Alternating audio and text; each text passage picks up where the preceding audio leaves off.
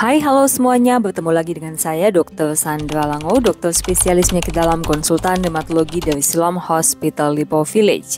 Dalam beberapa video ke depan, saya akan membahas secara spesifik beberapa jenis vaskulitis. Vaskulitis adalah peradangan pada pembuluh darah. Anda bayangkan bahwa di seluruh tubuh kita ada banyak pembuluh darah. Jadi, vaskulitis ini bisa menyerang semua organ tubuh dan ada banyak jenisnya. Secara umum, para ahli membagi jenis-jenis vaskulitis berdasarkan ukuran pembuluh darah yang terkena. Kalau yang terkena pembuluh darah besar disebut large vessel vasculitis.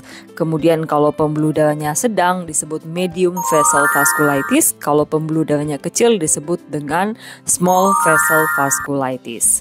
Contoh-contoh penyakit-penyakit yang tergolong dalam vaskulitis pembuluh darah besar misalnya Takayasu arthritis, giant cell arthritis atau temporal arthritis. Dan kemudian kalau pembuluh darah menengah yang terkena contohnya adalah polyarthritis nodosa dan Kawasaki disease. Sedangkan yang jenis pembuluh darah kecil atau small vessel vasculitis ini lebih banyak misalnya henoch-Leuwen purpura, kemudian urticarial vasculitis. Ada juga granulomatosis with polyangiitis atau GPA atau yang dulu disebut dengan Wegener granulomatosis, dan ada juga Church-Strauss syndrome, eosinophilic granulomatosis with polyangiitis. Jadi ada berbagai jenis dari vaskulitis ini. Selain itu juga para ahli membedakan vaskulitis berdasarkan penyakit dasarnya. Jadi misalnya ada vaskulitis yang memang merupakan bagian dari penyakit rematik autoimun yang lain. Misalnya vaskulitis pada Sjogren, vaskulitis pada lupus, vaskulitis pada rheumatoid arthritis. Ini disebut sebagai vaskulitis sekunder.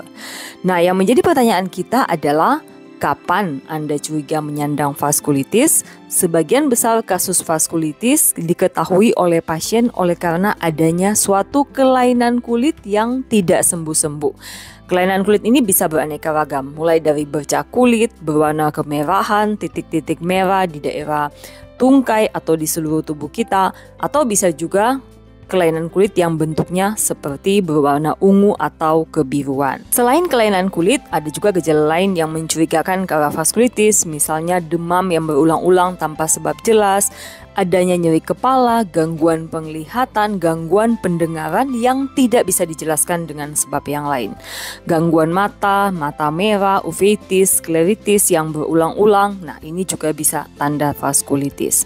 Selain itu juga beberapa jenis vaskulitis ditandai dengan keluhan pernafasan, batuk kronis, atau adanya sinusitis yang berulang dan radang pada daerah telinga yang diketahui tidak ada penyebab yang lain. Vaskulitis juga bisa menyerang organ yang lain seperti misalnya saluran pencernaan, menyebabkan nyeri perut berulang dan bahkan pendarahan saluran cerna.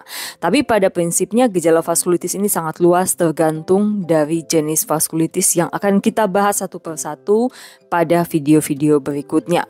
Nah, jika dicurigai vaskulitis, pemeriksaan apa yang akan diminta pada Anda? Ada banyak sekali pilihan pemeriksaan yang bisa dilakukan pada Anda. Nah, ini harus ditentukan secara individual, jadi tidak dilakukan pada setiap orang. Misalnya, yang tentu akan dilakukan pada semua orang, darah rutin, fungsi hati, fungsi ginjal, urin, pemeriksaan lab standar. Nah, beberapa orang mungkin membutuhkan tes ANA, profil ANA, anti-dsDNA, rheumatoid factor atau anti-CCP. Kemudian perlu juga dievaluasi beberapa jenis virus, misalnya hepatitis B, hepatitis C, herpes virus, cytomegalovirus, dan bahkan tes HIV. Nah, biasanya untuk konfirmasi diagnosis akan dibutuhkan biopsi organ spesifik yang terkena. Misalnya kalau kelainannya yang utama adalah kulit, yang dilakukan adalah biopsi pada kulit Anda. Jadi pengambilan jaringan pada kulit Anda dan kemudian diperiksakan di bawah mikroskop dan melihat apakah ini memang vaskulitis dan cocok ke arah jenis apa. Demikian pembahasan awal saya tentang vaskulitis. Ikuti pembahasan selanjutnya tentang beberapa jenis vaskulitis hingga Anda bisa mengenali kondisi ini sejak dini dan bisa mendapatkan diagnosis secepat mungkin sebelum terlambat. Salam sehat.